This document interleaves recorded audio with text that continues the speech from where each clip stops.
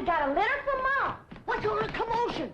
Ellie says Jethro says Pearl sent us a litter. A litter of what? Did you hear one? No, but I bet you it's kittens. Probably kittens. Pearl's always trying to give away kittens. Oh, there y'all are. Where's the kittens, Jethro? What kittens? Didn't your ma send us some kittens? Just a minute. Nope, just a letter. Jethro, how could you think that kittens would... Well, come on, sit down. Let's hear what Pearl's got to say.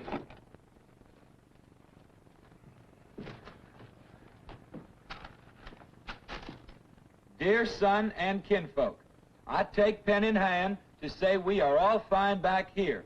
How are you all out there? Just fine, Pearl. That's right. Jethro, I hope you are making good marks in school out there. Ma thinks I'm going to school. Are you in the 5th grade like you would be here? Doggies, Jethro, I clean forgot about putting you in school. We're going to have to get you started today. Can I go too? Well, no, I think Miss Hathaway's got plans to put you in some girls' school. Can I go too? Jethro, I just said it was a girls' school. That's why I want to go. I like girls. I don't. All right, get finished with the letter. After that, we'll take care of school. Your sister, Jethrine, had a narrow escape. A city dude tried to take advantage of her. What does that mean, Paul? Well, that's, well, Granny will explain that to you later. Tell us more about the city dude, Jethro. His name is Jasper He. Jasper He. That's a funny name. Oh, there's a dot in there. His name is Jasper. He wears patent leather shoes and spats on them. Don't sound too neat, does he? He seen your sister at the cabin when I went there to keep an eye on it for Cousin Jed. I know what Pearl went there to keep an eye on. That Mr. Brewster. Well, now, Granny, Pearl's a widow woman. She got a right to look. I ain't knocking it. I got my eyes open myself. At first, I thought the city dude worked for Mr. Brewster, so I drove back out to the cabin to give him a piece of my mind. I could put a bug in that Mr. Brewster's ear. Look out for feathers. Feathers? The more Pearl has her eye on a man, the more feathers she sticks in her hat. That's right. 3 and 8 came in flowing 2,000 barrels a day. And it looks like the new strike's going to be even better. There's no doubt about it. This is one of the richest pools we've ever hit. Yep, everything from here is good news.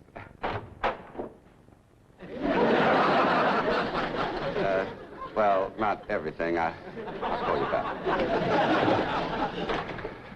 Mrs. Bodine, this is a pleasant surprise. Well, thank you. Although you might not think it's so pleasant when you hear what I have to say. Oh? One of them oil fellas working for you has made advances to my daughter. Made advances? Well, what would you call being picked up and carried off by brute force?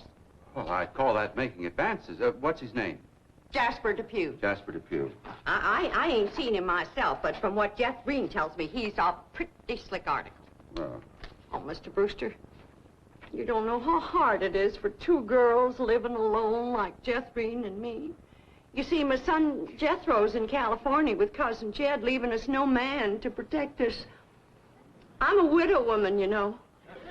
But I guess wherever you have 2 unattached girls living alone, there's bound to be trouble. Especially when the girls are the kind that men call lookers. Did you say his name is Depew? Jasper Depew. Calls himself Jazzbo. Oh, Jethro says he's a flashy dresser and a fancy talker and drives a sporty car. Regular big city dude. I guess Jethro's kind of like me when it comes to tall, handsome city fellas. I'm just putty in their hands. Nope, no one by that name working for OK Oil. You mind if I look? Oh, well, no, go right ahead.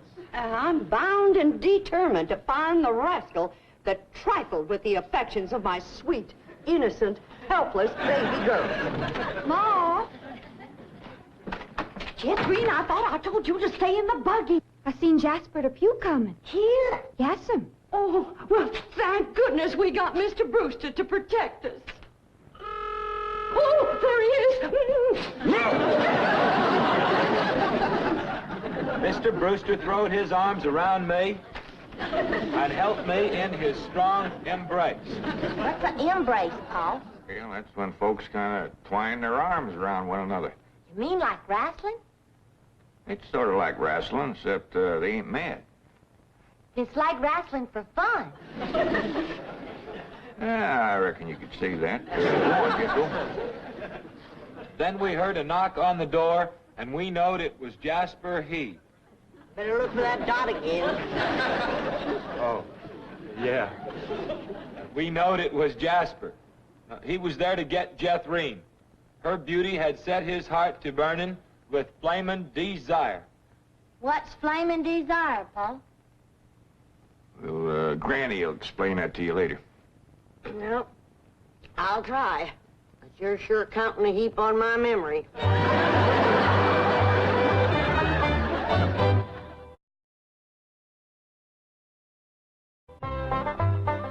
Read on with your Ma's letter there, Jethro. Yeah, it's getting good. One city fella's got his arms around Aunt Pearl, and another's waiting at the door to grab Cousin Jethrine. My only thought was to save my daughter, so I tore loose from Mr. Brewster's embrace.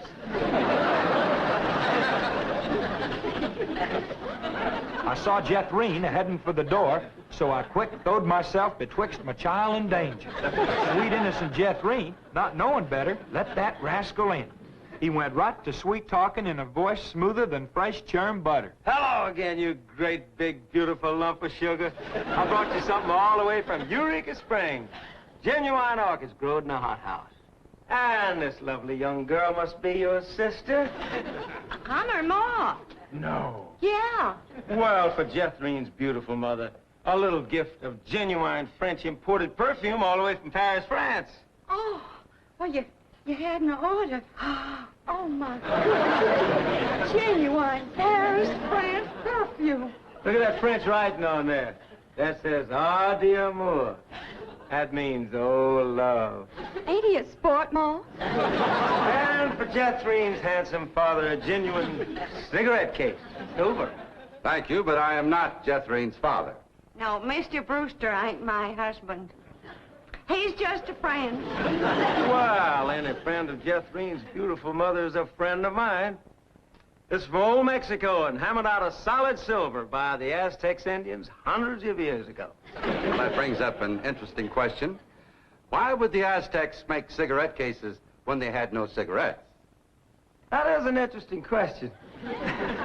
I'll have to ask some of my Aztecs friends about that. Hey, Dom.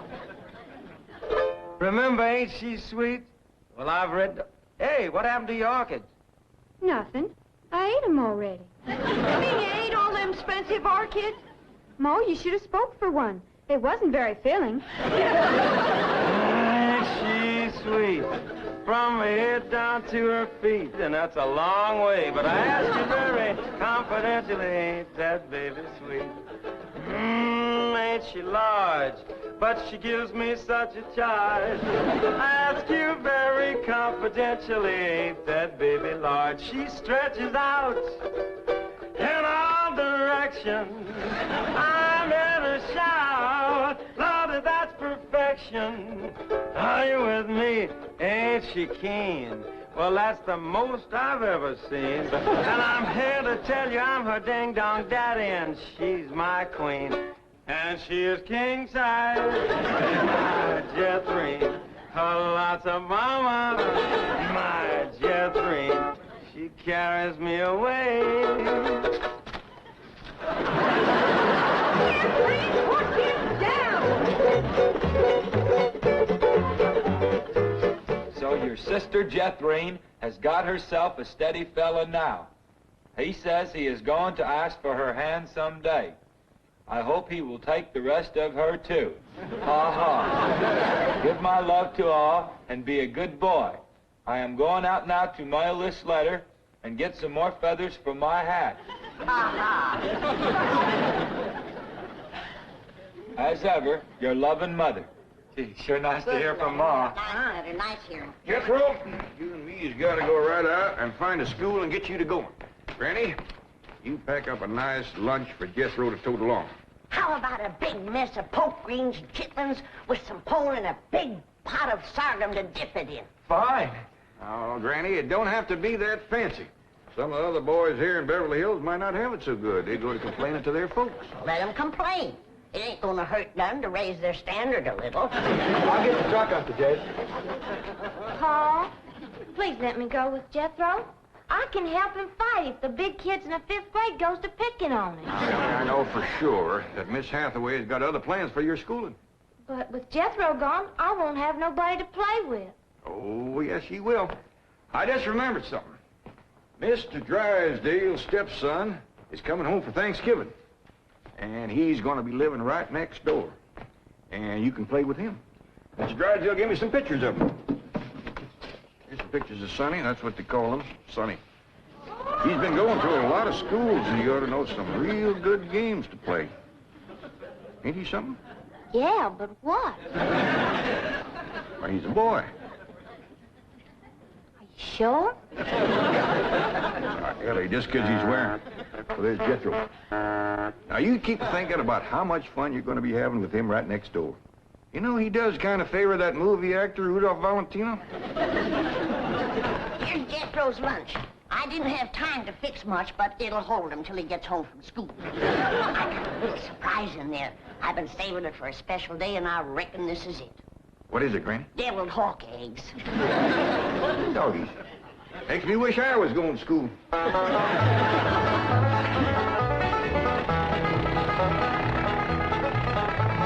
School, all right. Millicent, Schuyler, and Potts. I reckon them 3 is the teachers. 3 teachers.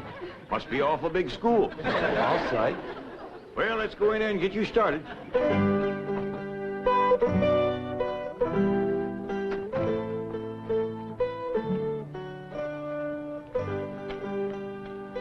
you are.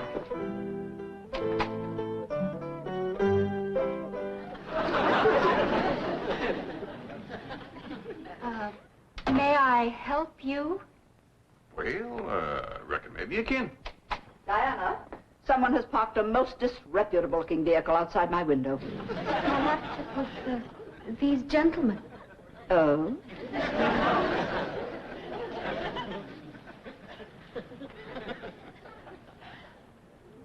Yes? What is it you wish? Well, I'd like to get my nephew started into school. Here? Yeah, here's all right if you got room for a desk and his lunch basket. My dear man, this is a most exclusive private school. The tuition is quite expensive. Well beyond your means, I'm sure. Does that mean it costs a lot of money? That is precisely what it means. Well, I can pay you if it ain't over $25 million. 25 million? Yes, ma'am, that's all I got. Dollars? Yes, ma'am. In cash. Yes, ma'am. This is obviously a practical joke perpetrated by one of my envious competitors. What is your name? Jed Clampett, ma'am, and this here's... And you expect me to believe that you have $25 million? Well, no, not on me, ma'am, but my neighbor, Mr. Drysdale, he's keeping it in his bank for me.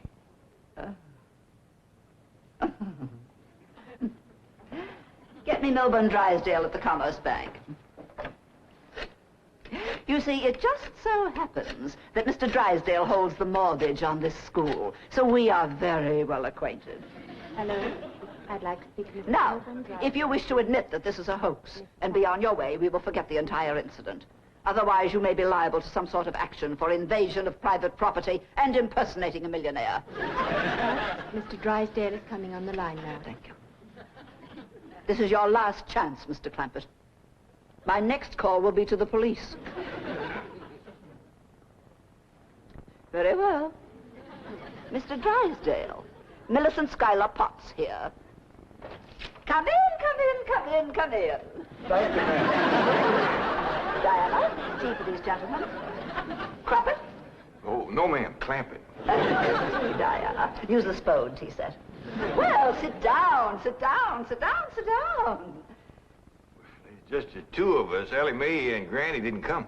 Well, do make yourselves comfortable. Mr. Drysdale's exact words to me were, oh, never mind his exact words. Apparently he values your friendship greatly, and Mr. Drysdale is a very important mortgage. Ma'am.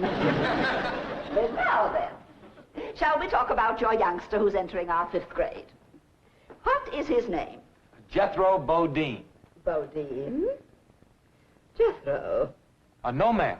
Jethro Bodine. We always put the last name first. Now, male, of course. Yes, ma'am. Just got a letter this morning. Date of birth? December the 4th. Year? No, ma'am. Back home. We only been here a few weeks. Perhaps you should answer the questions for our vital statistics. Now, we need to know the complete birth date, which in turn gives us the exact age. Now, we have December 4th, and judging from the fact that your nephew is entering the 5th grade, I would surmise that the year is, 51 or 52. Am I correct? Oh, Jethro ain't near that old. And in the 5th grade? Why, that's wonderful. Well, perhaps we have a budding genius on our hands. Archie! How poor.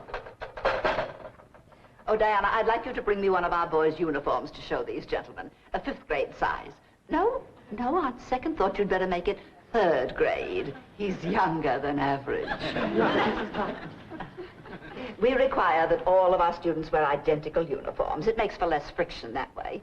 Otherwise, the boys of millionaires are apt to be taunted by the really rich. I bet you Jethro will look right good in a uniform. He can't wait to be a soldier. Yes, many a young lad is like that. However, our uniforms do not reflect any militaristic design. No, rather, we strive for something gay, attractive, and smart. Ah, there you are. Charming, isn't it? Now, you take this home and have Jethro wear it when he comes to school in the morning.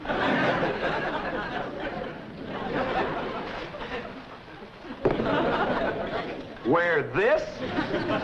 Afraid Granny will have to make considerable changes in this before it'll fit Jethro. So tiny? Yes, ma'am. And in the 5th grade? Well, the boy must be a genius.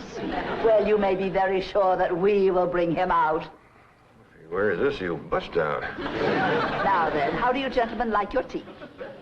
We don't know, ma'am. We ain't tasted it yet. Oh, you are the fun-loving one, aren't you? Yes, ma'am.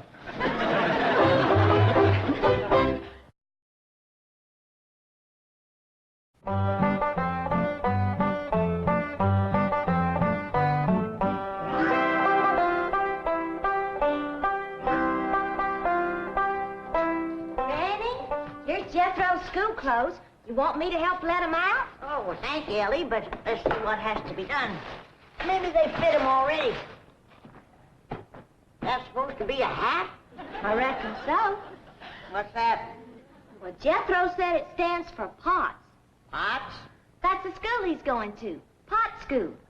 Hell, he'll be learning a good trade. If there's something folks always needs, it's pots. Jethro can make you some dandy new ones once he catches on to it. And Sam Hill is supposed to wear that.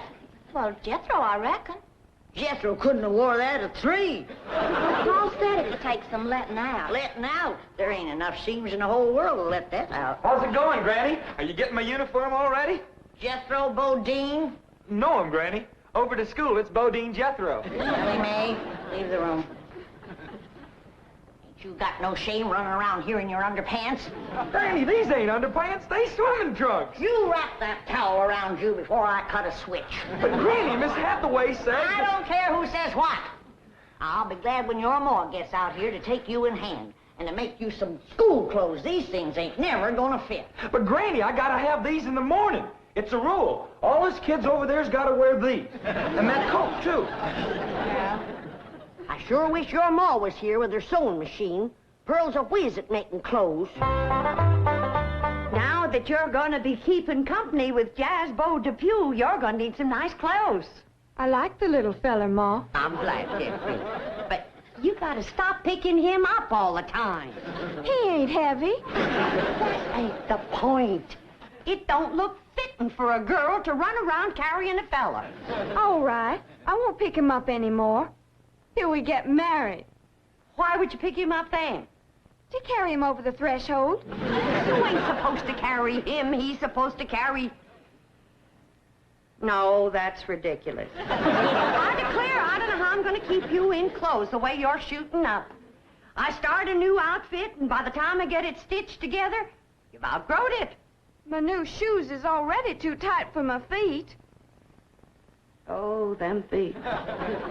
If they get any bigger, you're going to have to go outside to turn around. My feet ain't as big as Jethro's. Well, of course not. He's a boy. Just think, your brother Jethro's going to school in Beverly Hills, California. Yeah. I'm homesick for to see him, Ma. Me too, Jethro. I'll bet your rich Uncle Jed has Jethro duded up like one of them actors in movie pictures.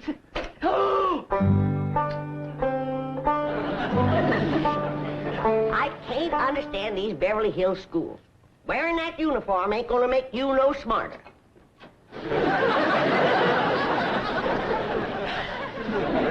Miss Potts said I had to wear it this morning. And she's the boss teacher.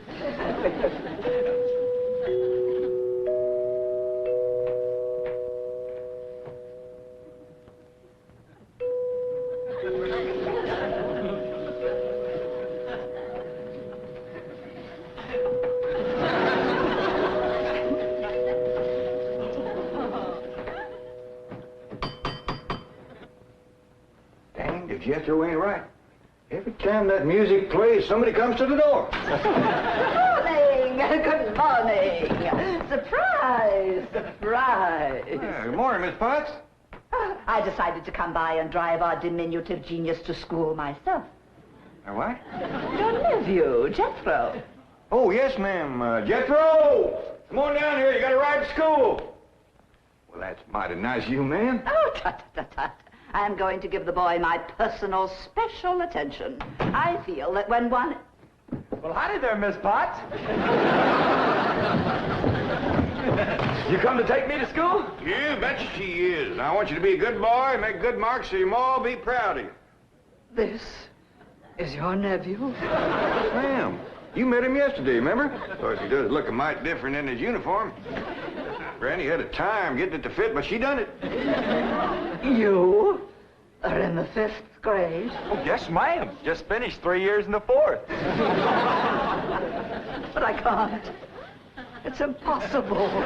Oh, that ain't nothing. He got through the 1st grade in only 2 years. Under no circumstances can I allow this. Well, say, here comes Mr. Drysdale. I reckon he's coming to see Jethro off to school. Come along, Jethro. Get up. This is the way we go to school. This is the way we go to school. Here's Jethro's lunch. Oh, Jethro! You forgot your lunch. Jethro, you share your grits and fat back with Miss Potts today.